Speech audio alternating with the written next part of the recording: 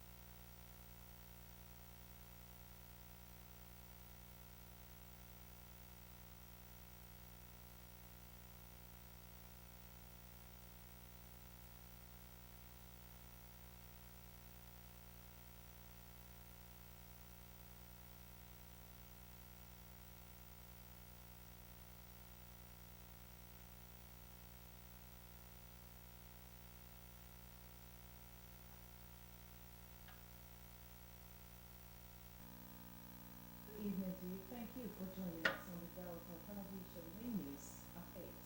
Joy Uchi is smiling. Governor Sharif Ubulu has sent to the State House of Assembly the names of nominees for screening and confirmation of appointment into the Delta State Investment Development Agency, DIDA, the Civil Service Commission, and the position of Auditor General Local Government. The Speaker, the Right Honorable Emma Motimiko, who read the letters at plenary, also conveyed 8 other letters to the House from the Governor for proposed bills and amendments of existing laws. Favor Okafor reports. In the letters, Governor Borowori nominated Ologun Loki Omoru to serve as chairman of the Delta State Investment Development Agency, while Honorable Anthony Olokokure will serve as Director General. For the Civil Service Commission, Mrs. Roslyn Amioku is the chairman, with Mr. Ikechukwu Madrimese as member, while Mr. Upaka Ikenna is to serve as Auditor General Local Government. The Speaker charged the nominees to submit 35 copies of their curriculum vitae to the Office of the Clerk and appear for screening tomorrow. In other letters, the governor also sought bill for a law to enact and consolidate the Delta State Pest Control and Responsible Ownership Law 2024, a bill for a law to amend the Special Offences Court Law of 2021, a bill for a law to establish the Delta State Film and Video Censors Board Law 2024, and also a bill for a law to amend the Regulation of Private Veterinary Clinics Law of 2006. Governor Sheriff Oborowori is also seeking a bill for a law to repeal the Delta State Electric Power Sector Law of 2022, to enact the Delta State Electric Power Sector Law of 2024, a bill for a law to amend the Delta State Administration of Civil Justice Law 2022, as well as a law to prohibit all forms of trafficking in persons and establish a task force against human trafficking and irregular migration. Mr. Speaker, the bill for a law to amend the Delta State Administration of Civil Justice Law 2022. Also at plenary, the House Committee on Urban Renewal, led by its chairman and member representing Burututu constituency, Honorable Oloye Peretu, submitted its report to the House. The Delta State Structures for Signage and Advertisement Agency Amendment Bill scaled through second reading, with the bill enjoying unanimous support from the lawmakers. The bill was then referred to the Joint House Committees on Local Government and Environment for further legislative consideration. Favor Okafor reporting. So personnel monitoring HPMs of the 25 local government areas of the state have been mandated to, within 3 weeks, set up livestock and rearing committees in their various councils to checkmate the minutes of farmers and herders clashes reported across the state. The House Committee on Compliance, led by its chairman and Deputy Speaker of the State House Assembly, Honorable Ato Akbawowo, gave the mandate when the committee met with the HPMs to deliberate on the issue. Again, favor couple brings details. Flanked by other committee members, Honorable Akbawowo said it was disheartening that the Delta State Livestock Breeding, Rearing and Marketing Regulation Law passed in 2021 was yet to be implemented in the state.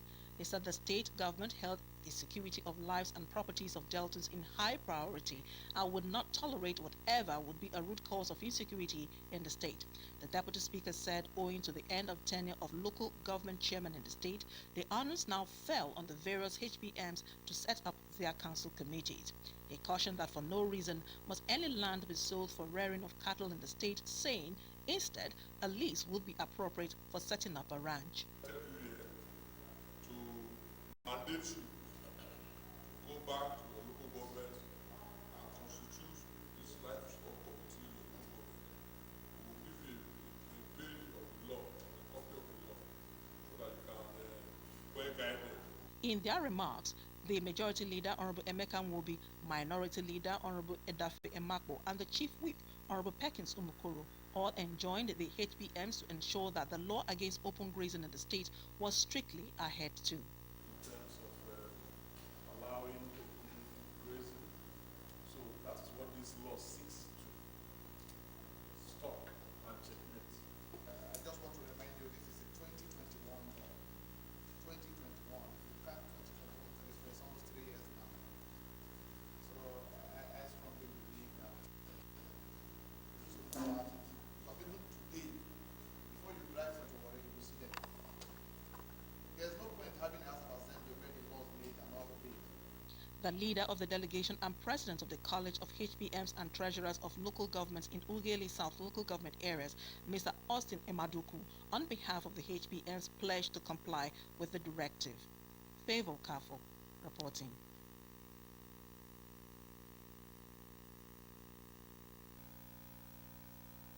The state's government has advised youths of Delta State's origin to enroll for the 87th regular recruitment into the Nigerian Army for trades and non-tradesmen and women. The Secretary of the State Government, Dr. Kingsley Emo, gave the advice when a representative from the Nigerian Army Headquarters, Abuja, Brigadier General Wito Nzide, alongside the commander of the 63rd Brigade, Asaba, Brigadier General Ugochukwu Unachuku, visited him at the SSG complex, Asaba. Sams Ugojite reports.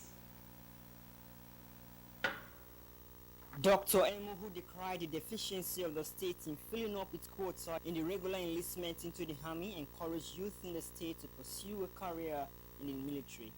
He called on the media, local government chairmen, traditional rulers, and relevant stakeholders to sensitize youth on the need to enlist. The SSG stressed the need for stakeholders to create unique ways to speed up sensitization through jingles, community newspapers, and other medium of communication to enlighten youth on the recruitment exercise. Dr. Emu assured the Army that the state would do its best to fill up the 200 slots allocated to Delta State in the 2024 recruitment exercise. It's a platform to call brothers and sisters Deltas, other than to take their destiny in their hands and pursue a noble profession of education. Now, we are going to do the big that we can. What I can guarantee you is that you are going to see a significantly improved position. Earlier, the team leader for the South-South recruitment exercise, Brigadier General Wito Nzide, pointed out that Delta State was seriously lagging behind in filling up its quota in the Nigerian Army recruitment exercise, stating that only 4 persons had so far registered since the online registration began on May 4, compared with other states, some of which already had over 100 applicants. He pointed out that surplus applicants from other states would be used to fill the spaces left by Delta State if the state failed to fill its quota, which he said would be of disadvantage to the state in the long run. Because the army plan, we do cater for everything.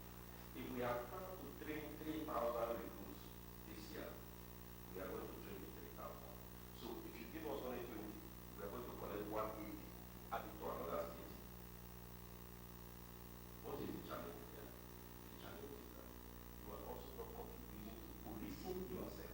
Army commander conveyed the appeal of the Chief of Staff, Lieutenant General Tobi Lagbaja, for the state government to do its bit by sensitizing its teeming youthful population, giving assurance that the military had provided paid and pensionable employment along with free medical care and educational opportunities.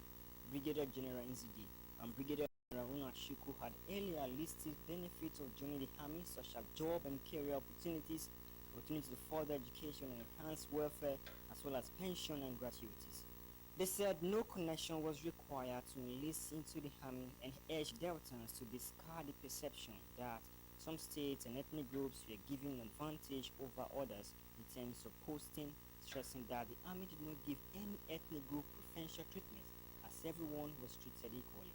If you are wounded in battle, Nigerian army treats you, and if there is need for to carry you abroad for treatment, a lot of soldiers have been treated abroad, not outside. The online application, which began on 4th of this month, will end on the 7th of next month. Sams of OGT reporting.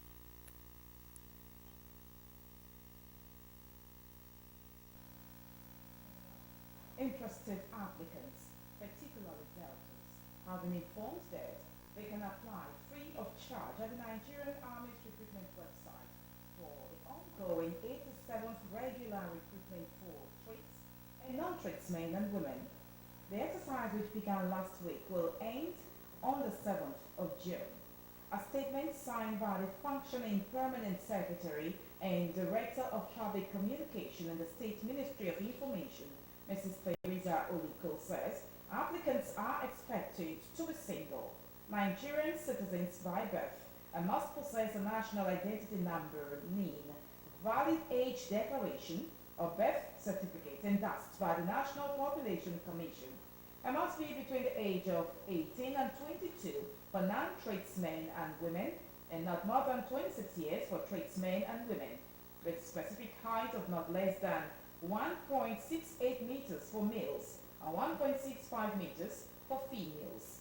According to the statement, applicants are expected to be medically, physically, and psychologically fit in accordance with the Nigerian Army standard and must possess a minimum of 4 passes at not more than 2 sittings in WASC, GCE, NECO, and NATEP in ordinary level school certificates for non-tradesmen and women, while tradesmen and women candidates must possess trade test city and guild certificates as additional qualifications.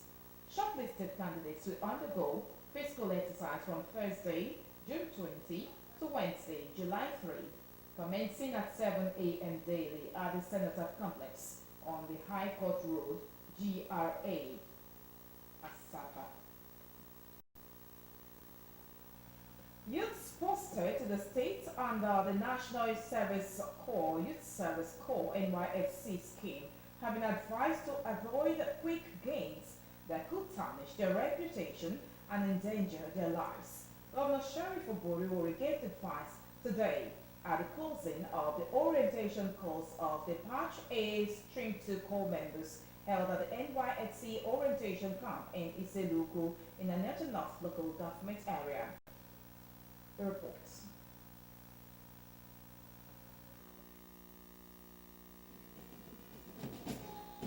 Governor Oborowori, whose address was delivered by the Commissioner for Higher Education, Professor John Butunokari, charged the corps members to be hardworking, live honestly, and become worthy ambassadors of the NYSC, their families, and the nation.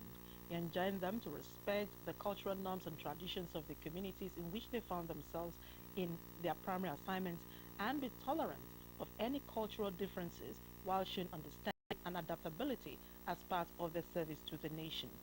I urge you to avoid quick gains that could tarnish your reputation and endanger your life. While we continue to ensure that you are provided with an enabling environment to enhance your performance during the service year, you must live up to expectations and become worthy ambassadors of the NYSC, your families, and the nation. The governor reiterated his administration's commitment to ease responsibilities to the NYSC and corps members while calling on the local government, traditional rulers, and community leaders to prioritize the security of all corps members posted to their domains. He commended the NYSC in the state and officials involved in the orientation course for their efforts at instilling values and skills in the core members, urging the youth to practicalize all the lessons learned in the camp. I urge all local government chairmen, traditional rulers, community leaders, and security agencies to prioritize the security of all core members. Our environment must remain peaceful and conducive for these young Nigerians who have gathered here to contribute to the development of Delta State. In his remarks, the NYSC State Coordinator, Mr. Olusegun Alao, said during the orientation course, the core members were exposed to lectures on contemporary issues such as security, drug and substance abuse, and value reorientation, as well as skill acquisition and entrepreneurship development programs, among others. He charged the core members to deploy exemplary behavior as future leaders and render genuine service to the host communities. Over the past 3 weeks, the orientation period has been demanding yet essential for our core members. They were exposed to lectures on contemporary issues such as security, drug and substance abuse, value reorientation, Delta State's culture and traditions, and the Skills and Acquisition Entrepreneurship Development Program. As we conclude these 3 weeks, it is evident that the objectives of the orientation have been achieved. Core members have demonstrated high level of discipline, dedication, commitment, and readiness to serve diligently in various communities across the states on the primary assignment. Some of the core members spoke on their experience in the camp. Interesting one during my time as the core camp director. It was amazing, simply amazing. I had the help of all camp officials and the cooperation and support of my fellow core members. So it was a smooth one, and it was really nice and interesting and entertaining. The NYSC coordinator thanked the state government for its continued support to the scheme, while also commending community leaders and employers of core members for their support and cooperation as partners in progress. The ceremony featured the inspection by the governor's representatives of a guard of honor mounted by the core members, as well as display of drills learned in the camp.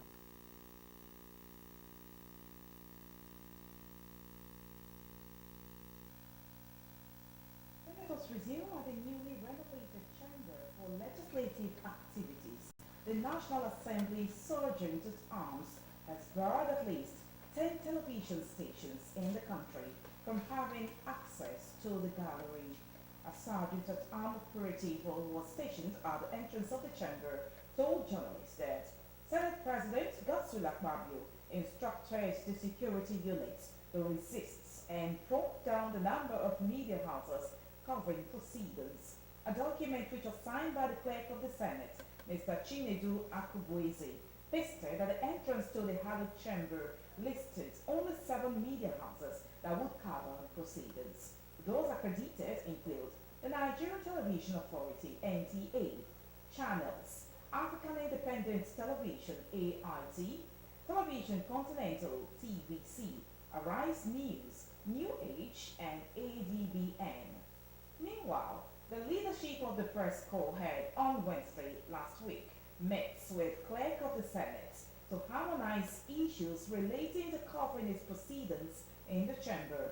Journalists who report the National Assembly have now expressed shock at the action of the Senate, which proceeded to bar some TV stations from covering its plenary sessions while dialogue on the matter was still ongoing. The House of Representatives has assured that it would put legislation in place to checkmate the excessive hike in the price of cement.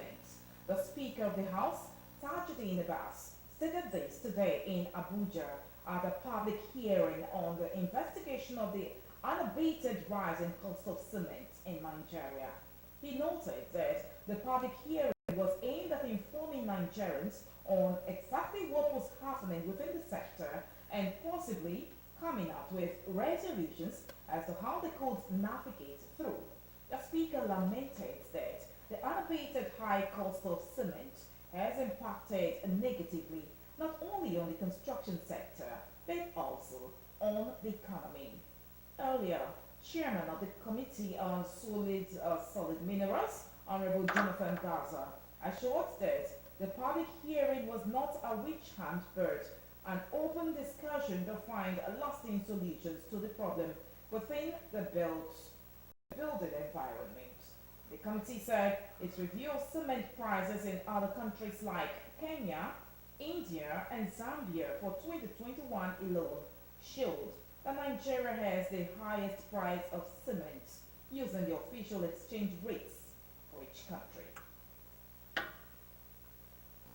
Meanwhile, the House of Representatives Joint Committee have given Dangote Cement, BUA, Ebitsu, and other stakeholders in the cement industry a 14-day ultimatum to appear before the committee to clear the air over increase in the cement price in the country.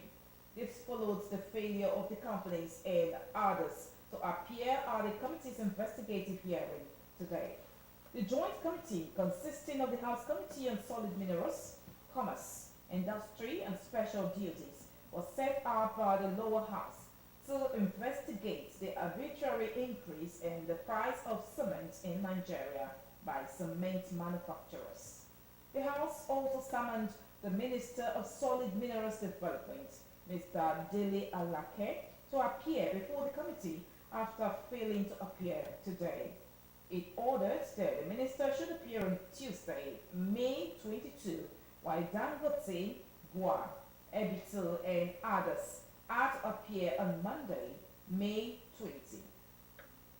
Chairman of the Joint Committee is also the Chairman, Committee on Solid Minerals, Honorable Jonathan Gaza Giwith, berated the companies for shunning the invitation, saying their actions was a pointer to their insensitivity to the plights of Nigerians.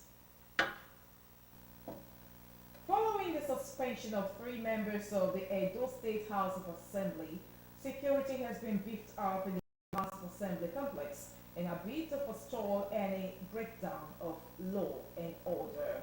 The Speaker of the House, Honorable Blessing Agbebaku, yesterday suspended 3 members for allegedly plotting to effect a change of leadership in the House as well as a judicial scare. The suspended lawmakers are 2 People's Democratic Party (PDP) members and 1 All Progressives Congress (APC) chieftain.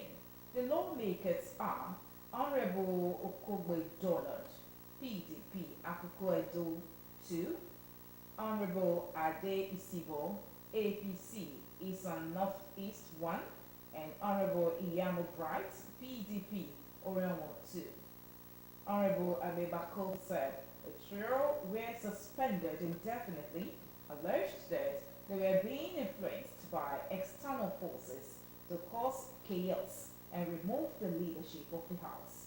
However, armed personnel of the Edo State Security Vigilante Network, ESSN, today took over the premises of the Assembly. The legislators who were to resume plenary at 9 a.m. were still not within the precincts of the House at 1 p.m. They were reported to be holding meetings in an undisclosed location in the state.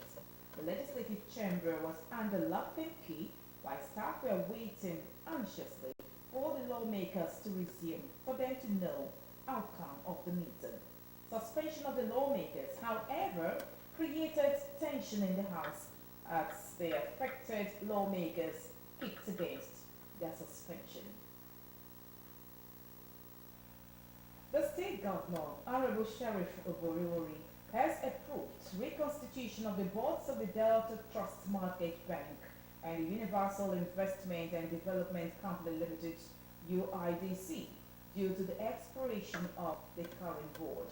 According to a statement signed by the Secretary to the State Government, Dr. Kingsley Emu, the Delta Trust Mortgage Bank Limited Board will be headed by Honorable Jude Gome, Mr. Clement Sikbiri, Mrs. Miriam Diabe, Mr. Misha Kopini, Mr. Patrick Oko, and Mr. Joseph Ogbolu.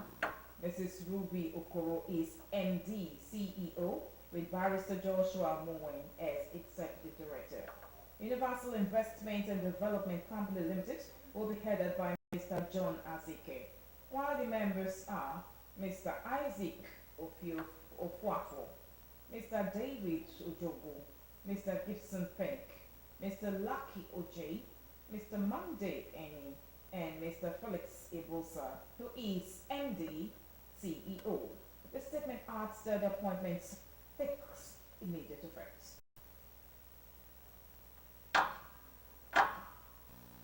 Still to come on the Delta Television main news at 8.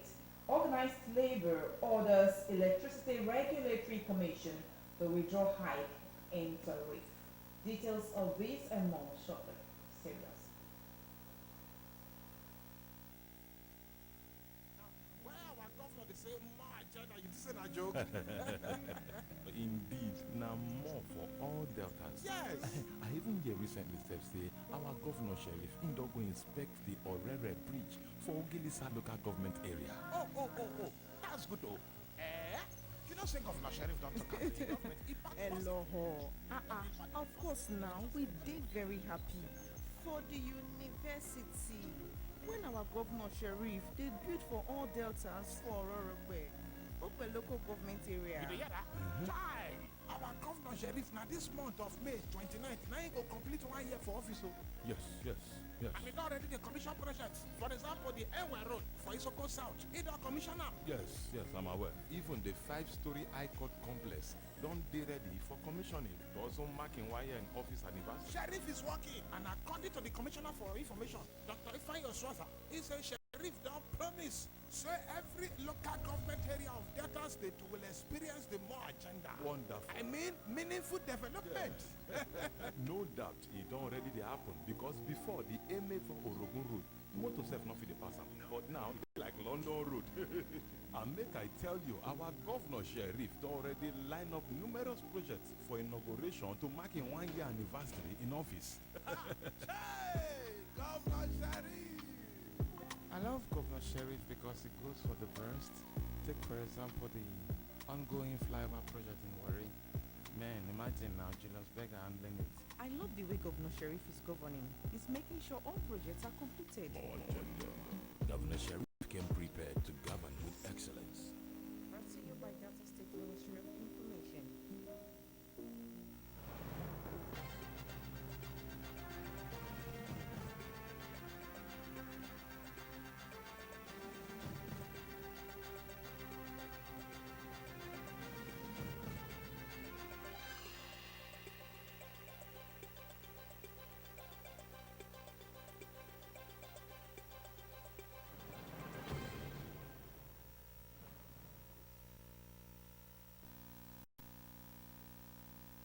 Just joining us, you are watching the Delta Television News at 8.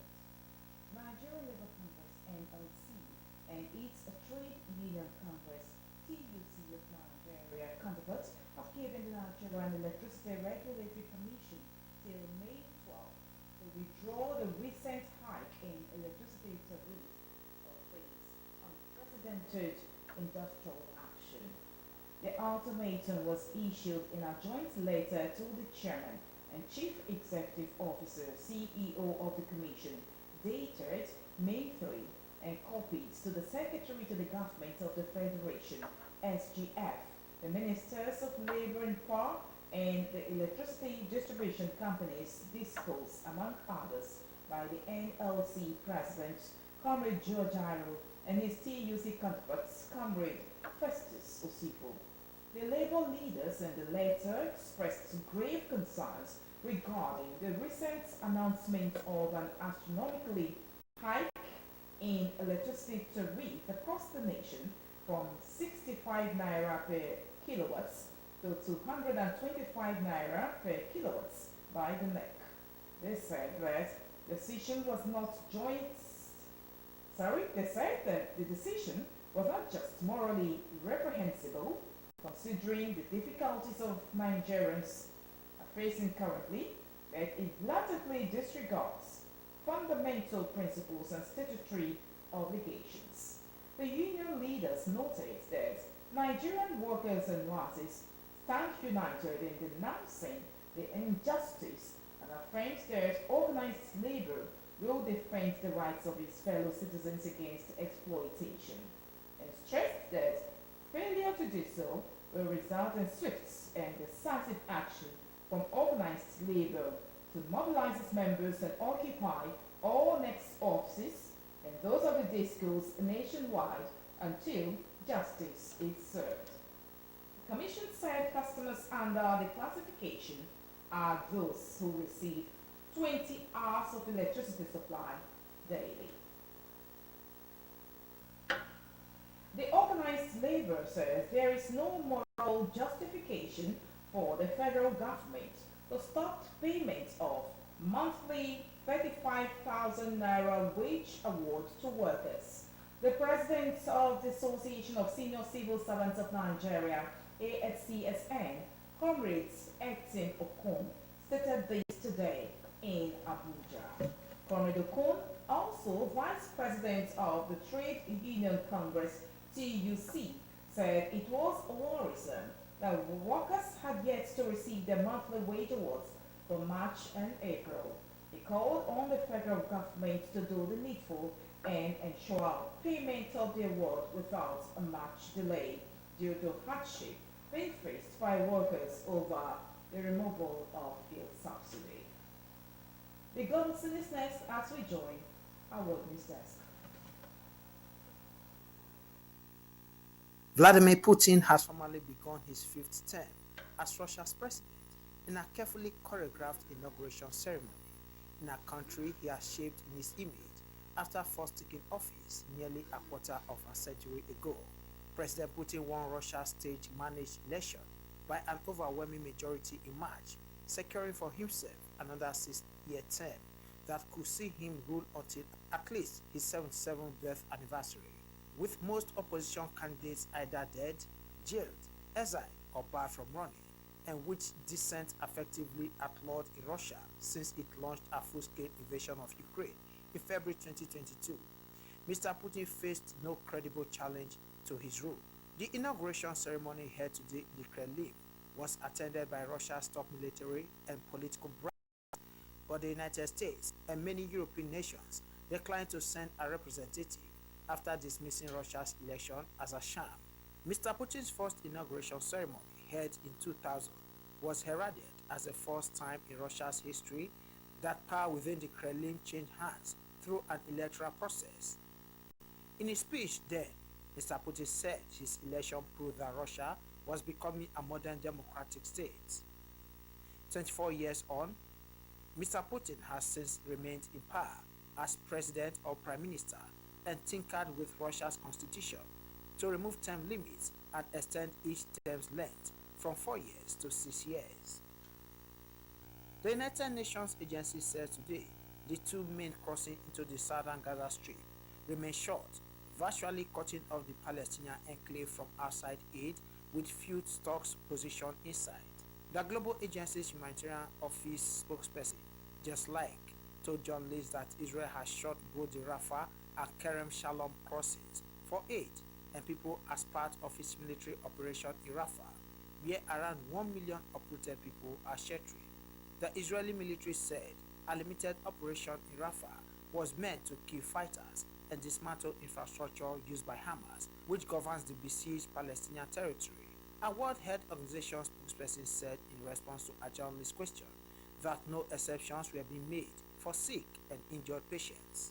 While some non-fuel supplies have entered Gaza via the northern Erez crossing in recent days, the UN agency said this was insufficient and difficult to deliver to Rafah since it meant crossing active combat zones. Even before the latest escalation in the 7-month-old conflict, the United Nations has repeatedly accused Israel of restricting aid access despite famine warnings.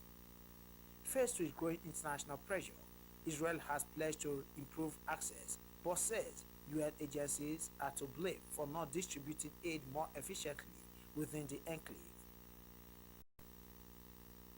Chad deployed dozens of security forces in the capital amid rising tensions yesterday as polls closed and vote counting began in the first presidential election in Africa's Sahel region since a wave of coups. Soldiers and riot police patrolled the streets alongside at least 30 armored and other military vehicles in the opposition-friendly southern neighborhood of the capital, N'Djamena. The streets, normally bustling in the final hours of voting, were quiet. At least one voter was killed in the Central African country's second-largest city, Mondo, South N'Djamena, after unidentified gunmen opened fire at a polling station. Numbers who make up around 7% of Chad's population were meant to begin early voting on Sunday, but yesterday afternoon they were still unable to vote due to logistical problems, leaving many frustrated. Analysts said President Mahamat Idris Deby, who took over the day rebels killed his long-ruling father, Idris Deby, in April 2021, is most likely to win, although his chief opponent drew larger than expected crowds on the campaign trail. Yesterday's election pitted President Deby against Prime Minister Mr. Success Masra, previously a political opponent who fled into exile in 2022 but was allowed back a year later.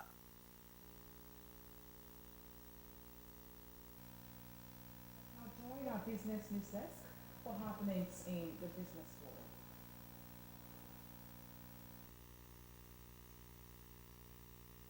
The Central Bank of Nigeria, CBN, has issued a July 7 deadline for point of sales (POS) operators to complete registration with the Corporate Affairs Corporation (CAC). This was revealed during a meeting between fintechs and the Registrar General, Chief Executive Officer (CAC), Mr. Hussaini Magaji, a senior advocate of Nigeria, in Abuja today. Speaking at the event, the CAC boss said that 2-month deadline to register their agents, merchants, and individuals with the Commission was in line with legal requirements and the directives of the Central Bank of Nigeria. He stressed that the action was equally backed by Section 863, Subsection 1 of the Companies and Allied Matters Act, CAMA 2020, and the 2013 CBN Guidelines on Agent Banking. Mr. Magaji explained that the timeline for the registration, which will expire on July 7, was not targeted at any groups or individuals, but aimed at protecting businesses. Several speakers from the fintech industry pledged to collaborate with the Commission to ensure hitch-free implementation of the directive. Some of them, however, stressed the need for adequate and collective sensitization to ensure that the exercise achieved the desired results. The Special Advisor to the President on ICT Development and Innovation, Mr. Tokoni Peter, in his remarks, pledged to ensure smooth facilitation of the process in line with the renewed hope initiative of the present administration. The representatives of OPay, Momba, PalmPay Limited, Paystack, Fairmoney, Fairmoney MFB, Moneypoint, and TCP present at the event later signed up for a document to support the projects. Similarly, the Central Bank of Nigeria, CBN, has directed deposit money banks in the country to start charging 0.5% cybersecurity levy on transactions.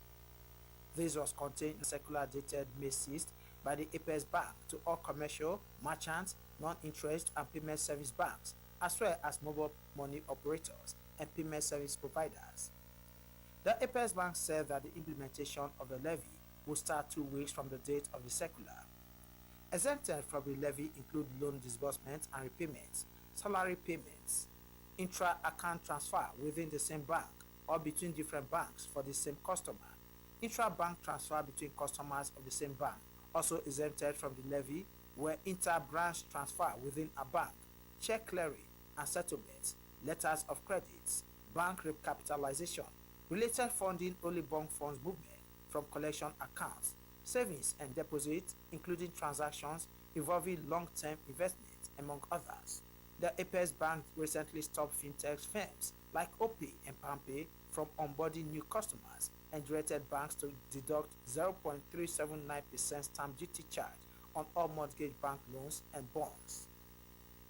As the nation's supply and distribution of premium motor spirit, PMS, also known as petrol, continue to improve, the Nigerian National Petroleum Company, NNPC Limited, has cautioned against panic buying, saying it has over 1.5 billion liters of products in stock.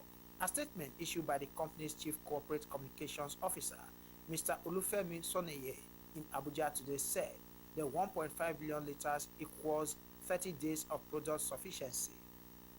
The company said it had monitored filling stations across several states, including Lagos and the FCT, and has noticed that fare queues have since thinned out, a development that will help improve daily in other states.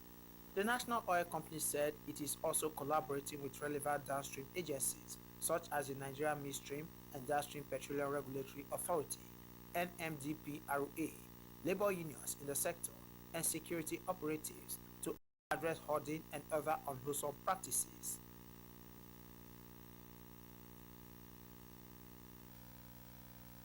On sports, defending champions of the Nigerian Women Football Association Federation's Cup, Rivers Angels Football Club of Port Harcourt, between Heartland Queens Football Club of Owerri, facing Golden Sun Football Club of Yenegua at 1, and preceding the clash also at the same venue. Nigerian Women Football League title holders Delta Queens Football Club of Asaba tackles Fortress Ladies Football Club of Benin at the Akure Township Stadium tomorrow at 4 in the evening, with Bayelsa Queens Football Club of Yenegua meeting Bright Future Queens Football Club of Enugu at Godswill Akpabio International Stadium in Uyo at 4 in the evening. Abia Angels Football Club of Umuahia will tackle Castamon Ladies Football Club of Ogonat 1 in the afternoon at Stephen Keshi International Stadium, Asaba, with Remo Stars Ladies Football Club of Ikene, Remo facing Osclanes Football Club of Port Harcourt, also at the same venue at 4 in the evening. And that sports story brings the news bulletin to an end. Here's a thought for the day. It's easy to stand in the crowd, but it takes courage to stand alone.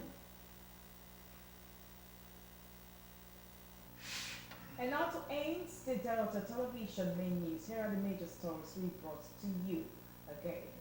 Governor Sheriff Oborewori has sent to the State House of Assembly the names of nominees for screening and confirmation of appointments into the Delta State Investment Development Agency, DIDA, the Civil Service Commission, and the position of Auditor General, Local Governments. The Speaker, the Right Honorable Emomo Timiko, who read the letters of plenary, also conveyed 8 other letters to the House from the Governor for proposed bills and amendments of existing laws.